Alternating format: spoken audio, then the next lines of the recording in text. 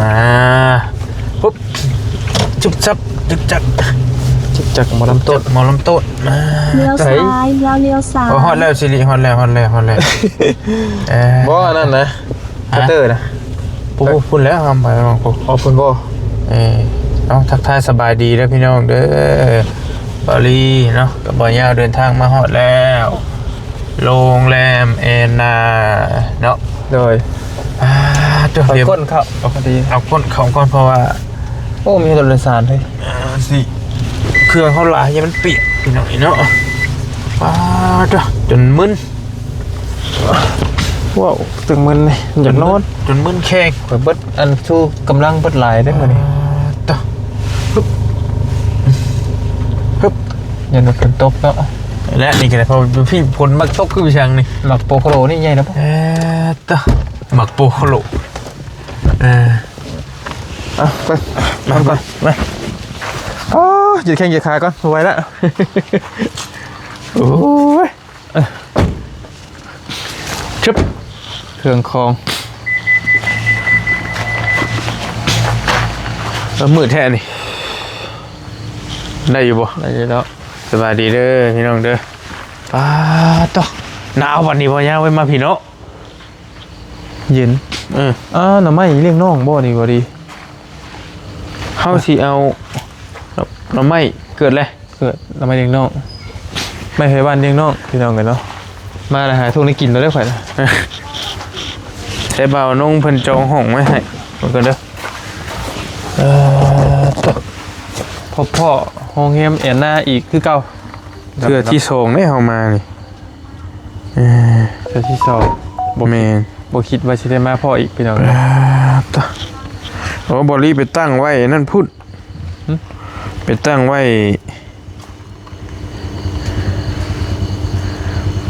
เมืองท่าแตงนี่เมืองยันเข้าไปได้พุ่นนี่เบิ่งมันสิฮอดก่อนดิเฮายังจื้อนี่จื้อแล้วเนาะบ่ยาวมันจื้ออยู่ว่าเฮาเคยมาเด้พี่น้องป้าไปเบิ่งห้องก่อนไปเบิ่งห้องก่อนให้เอาเครื่องปวดขาบ่ดีเลยโอ้เจ้าคิดเบิ่งได้ข่อยจักโลข่อยนะมื้อนี้นะคือว่าแล้วเจ้านั่งรถหลายโต๊ะเนาะปัญญาคนมาจะเชโปนชัดลงมาบริพักเลยผู้ชายเฮ้ย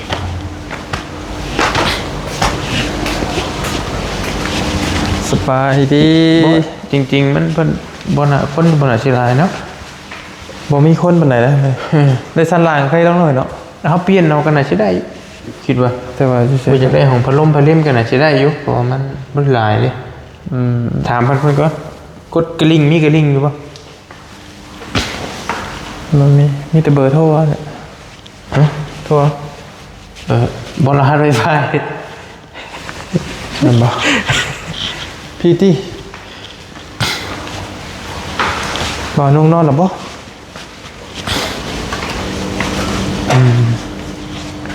รบกวนเราอีกแล้วโย่ตึกเลยบอกว่าท่านเลิกวันไหน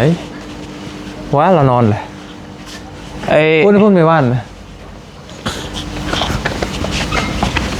ไอ้เพิ่นมาอย่างนั้นแม่ได้ไม่ว่านจ้ะอะไรล่ะ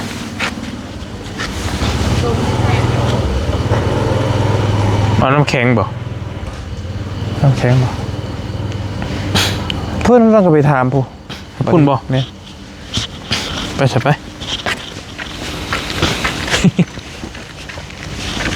วันนี้จะเป็นมองไม่บ้านเพื่อนพักดีจ้ะมีบ่อยพอถามใช่ตะกี้เนี่ยมันต้องถามคนทางเขาพี่ติ๊กเปิดอยู่คือวงเขาเบิ่งเท่านี้เนาะนอนนะข่อยเบิ่งแล้วนอนนะคนเลิกเป็นยังไงดิเดินทางแต่5 โมงแรงพี่น้องฮอดพี่ผูกคอเตอร์ผูกได้ผูก4 ทุ่มครึ่งโอ้มาจองพี่บ่ปึ๊กดีเนาะข่อยว่าตะกี้ข่อยคือว่าอยู่ถามอยู่นี่นะนึกว่าคือเห็นเคาน์เตอร์อยู่พุ่นเฉยแล้วอันนี้จะเป็นพัดลมมันนี่บ่จังว่า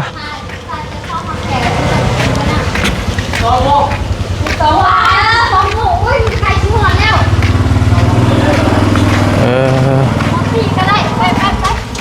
อัน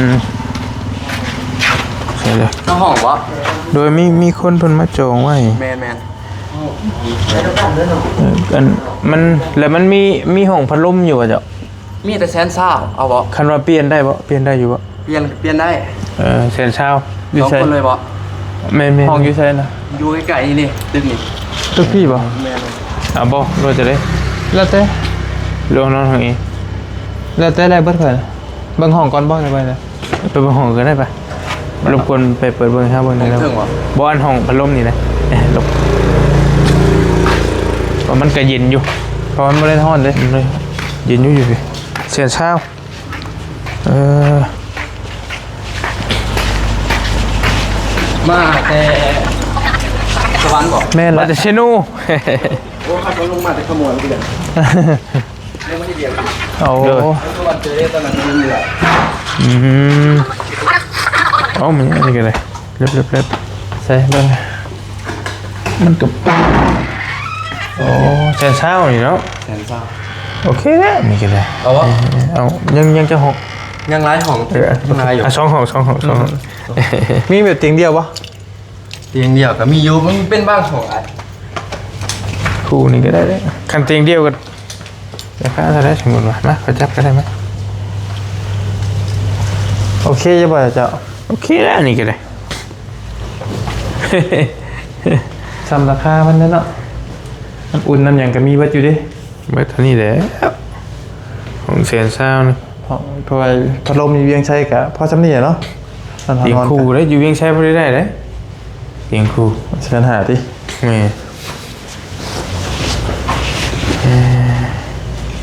บริหารเด้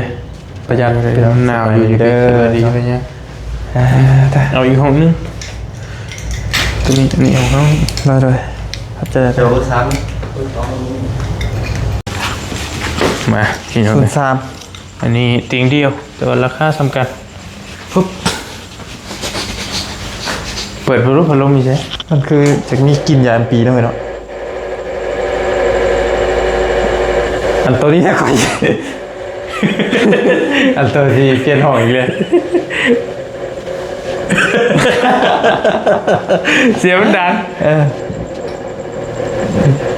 อันตัวนี้ได้ข่อยสิ ที่เป็นวันนี้กูห้องบ่ล่ะ เปลี่ยนเบิ่ง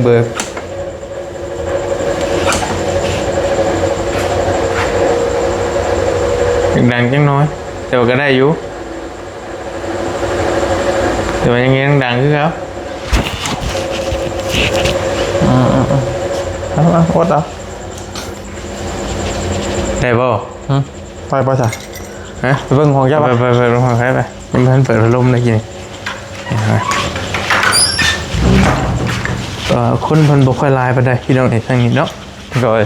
คือทางบ่คือทางเวียงไสเจ็บปวดเนาะไปโคตรพักหลาย ห้องตัวนี้คักแท้เนาะ ฮะอยู่นี่บ่อยู่ติดกันนี่บ่ มีโต๊ะมีเตียงเด้มีข้าวอีก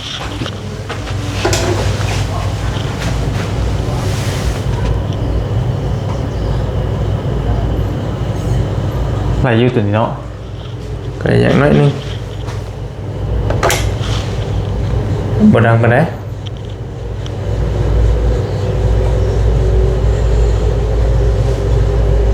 ธรรมดา จะก็ไปบอกเพิ่นเปลี่ยนใหม่ก็ได้บ่เป็นหยังพัดลมมันอยากดังอย่างนี้ได้อยู่นี่ธรรมดาอยู่นี่ ธรรมดาเนาะตัวนี้ เออ เดี๋ยวเรานอนไปก่อน เฮ้ย แล้วมือถึงเปลี่ยนไหม โอเคอยู่พี่น้องแสนซ่าเพิ่น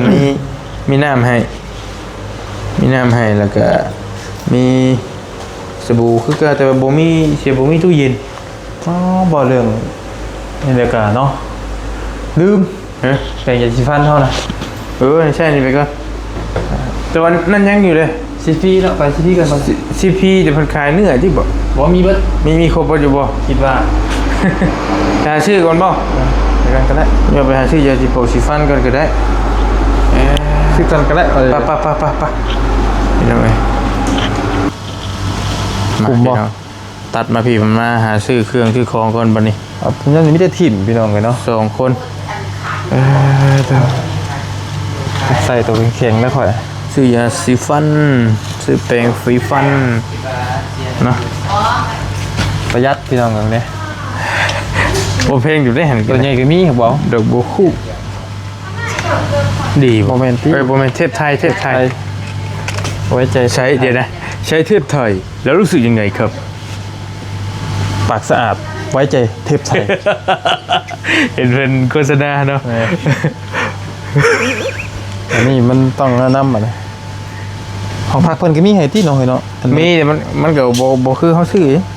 แล้วเกาหัวนะ เขาอยากได้ใช้ยี่ห้อยังไง บ่เกาหัวนะบริได้ข่อย ใหญ่ฟันบอลอีกเป็นยังไงฟันสวย สบู่กับห้ามบ่ใส่ตัวบีบนะ ฮะ ตัวบีบห้ามบ่ใส่อันเปลือง สบู่เหลว เราต้องใส่ตัวถู ยัดเลยที่ยังไงเนาะ ประหยัดแล้วคันอยู่หลายมือนี่ต้องประหยัดใช่กัน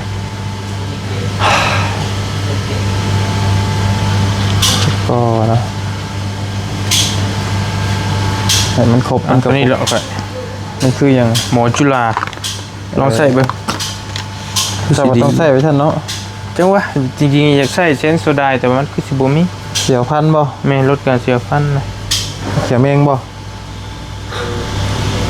แม่นเขียวเม้งนะมันดีนะไป ส่วนมากคนเขียวเมงได้เสียพัน แม่นเขียวเม้งแล้วคน ข่อยก็บ่อยากประมาทอยู่เพราะว่ามันเริ่มยันเปลี่ยนนะเห็นคือ อันนั้นเลยเบนนิดมีบ่ อย่าง มีบ่ก็สิบ่เห็นเนาะ เป็นสบู่การุเข้าบ่แม่นเนาะ สบู่คอเร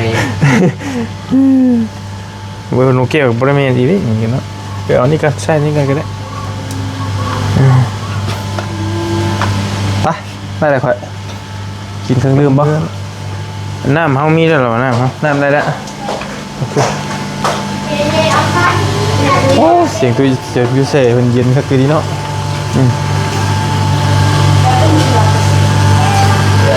ลูกชิ้นก็มีกินจิ้มจุ่มก็ได้มีน้ำแล้วก็โอเคแล้วมีห้องก็มีอยู่ไปเห็นว่าเป็นไก่ฮะ เพิ่น ต่อพี่น้องนายกินข้าวกันหิวข้าว มาแต่เดินทางมาแต่5 โมงเลย เฮ้ยจะฮู้มีหยัง ฮะบอกกูอยุ่มหลังรถพูดเลย จะมาไหมบ่ นี่ไปกินข้าวกัน เมื่อยจัง ชีวิตคือการเดินทาง ชีวิตคือการเดินทาง สุๆ เดินก็เดินโพด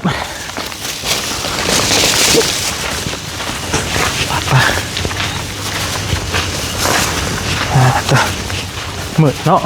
นี่ นอนห้องพัดลมจังเลยประหยัดใช้จ่าย มันอยู่บริเวณห้อนเลยมันหนาวอยู่ครับพี่กะเย็นอยู่ เพราะมันกะสีบนุ่มนวลนะฮะคือว่ามัน ถักบอกกับ มองยังมันเรื่องแหละ เอาไว้กันเด้อ โอเคโอเค เดี๋ยวเปลี่ยนห้องห้องว่าไว้พี่น้องเลยเนาะตามราคาเงินเพิ่นน่ะดีมันคิวบริห้องไว้นะ มันไม่ได้ของเอโอเค ของเจ้าบัดน้ำน้ำบ่ลงบ่ เป็นลมเปิดหน้ามือมีบุญแล้วยังไงอยู่วะ มีอยู่ มีอยู่ได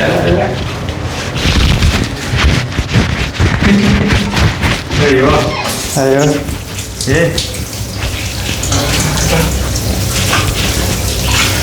เอาเมืองทาเตงเลยเดินทางมาแล้ว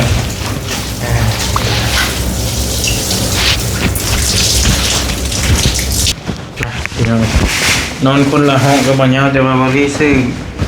ปิ้งไก่ครับมากินข้าวน้ำไก่กันตัวมาแกได้ปะแกแล้วกินข้าวน้ำกันเด้อพี่น้องเด้อฮอดเมืองทาเตงแข่งซื้อกล่องแล้วเนาะไม่เจ้าบอกว่ายิ้มถุงบ่ตกน้ำเวนี้ขมันเลย ได้พอดี ข้าวพี่น้องเนาะกินไก่อ๋อ กินไก่นะปรุงได้นี่ โตเลยเนาะ ชื่ออยู่อันบ้านบาบุญสารวันเนาะ แก้วบ่ต้องซื้อแล้ววะเทเพิ่นการขายเพิ่น คือจริงๆมันก็ต้องเทมให้อยู่แล้วเป็นบ่ เดี๋ยวเห็นว่าก็บ่ได้ซื้อแก้วบ่ต้องซื้อหรอ ปิ้งไก่นะปรุงเหล่าขาวเมืองคงลำวงสารวันพี่น้องเอ้ยเนาะมาปาดต่อใส่ถุงให้แล้วอยู่ว่าบี้กินก่อนบ่ยันบวชบ่มึงแบ่งเอาไว้ได้เพราะว่าบวชอยู่แล้ว ปวดสิละ กินเบิดบ่สองคนครับ ปวดละนี่แหละเอาไว้กันนี่แหละ จับ เอาเลย นี่ บ่ เข้ายังไงนี่ เข้าค่อย ชาวพันธุ์ได้ทำนั้นบ่เข้าหน่อย เอาเลยบ่ ลุยนี่ห้องละเซนห้าได้พี่น้องห้องเอก็ธรรมดาอยู่ห้องไปห้องมาอยู่ เฮอยู่ข้างในอยู่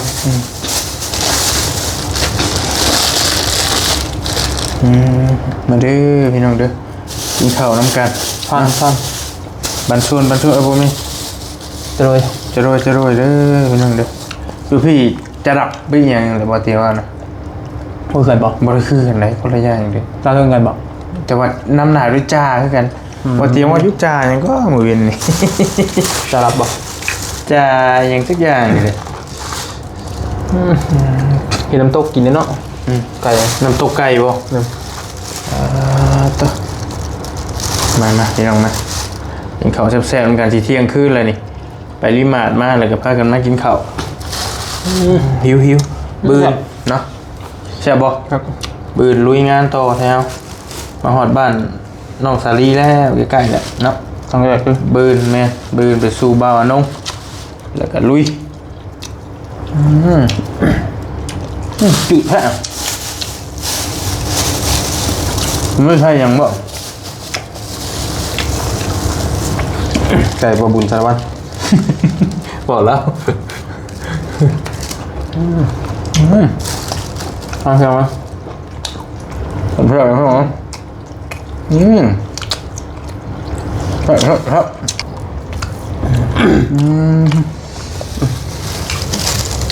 น้อะไรเป็นอย่างเลิกฮอดแล้วเมืองท่าแตงแขวงเชดกองมีเข้าน้ำกัดแซ่บ ำง่ายๆพี่น้อง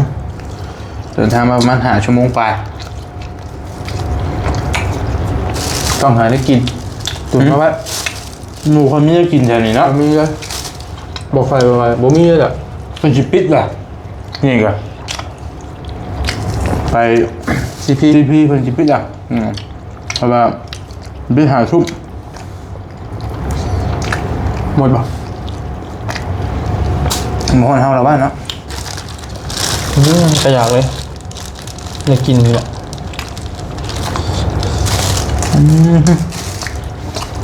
ครับ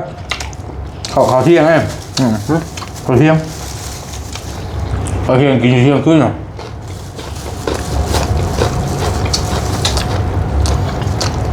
พอดีจะชั่วโมง5 ชั่วโมงไป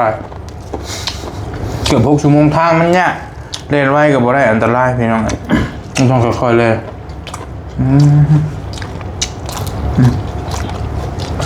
เมื่อเรารีขอจบคลิปก่อนได้พี่น้องเด้อมีแต่แจ้งพี่แจ้งน้องบริฮอดเมืองท่าแตงอย่างปลอดภัยมีแต่สิพากันพักผ่อนแล้วก็ตื่นมาบืนเช้าก็สิพากันไปบ้านน้องสลีน้องเดิมมาพุ่นแหละจังว่ากันเนาะไปอยู่ดีมีเฮงขอบคุณทุกคนในไลน์ทุกการติดตามเนาะโดยไปก่อนพี่น้องบ๊ายบายเด้อโดย